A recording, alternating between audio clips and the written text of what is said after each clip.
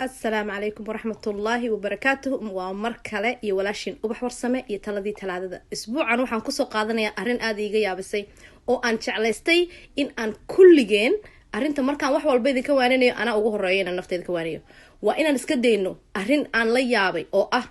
walaasheeda Soomaaliyeed markaad soo booqato qof xanuunsan oo aad sunnadii guddo oo ajar ka raadsanayso oo isbitaalka ugu timaado ama qofka gurigiisa ugu timaado xanuunsana walaalay ka daa 59 su'aalood oo aan la garanayn meel ay ka imaadeen oo weydiinayso qofka ka daaya waa inaad qofka 90 su'aalood idan weydiinin waa inaad qofka booqashada soo booqatay aad u duceyso waa inaad markaa ka bacdi ducada markay dhaafto qofka aad weydiiso maxaan ku qaban karaa inta haday dhaafto muxuu waxaan ugu dhacay maxaa ku dhacay goormuu ku bilowday dhakhtarkii muxuu yiri adigu ma dhakhtarkii baa tahay ma social workerkii baa tahay yaa ku yiri adiga 59 kan su'aalood weydii wax aad ku qaban kartid ba ma lahayn ma faraha kala baxay walaalayaalow hala joojiyo arintaas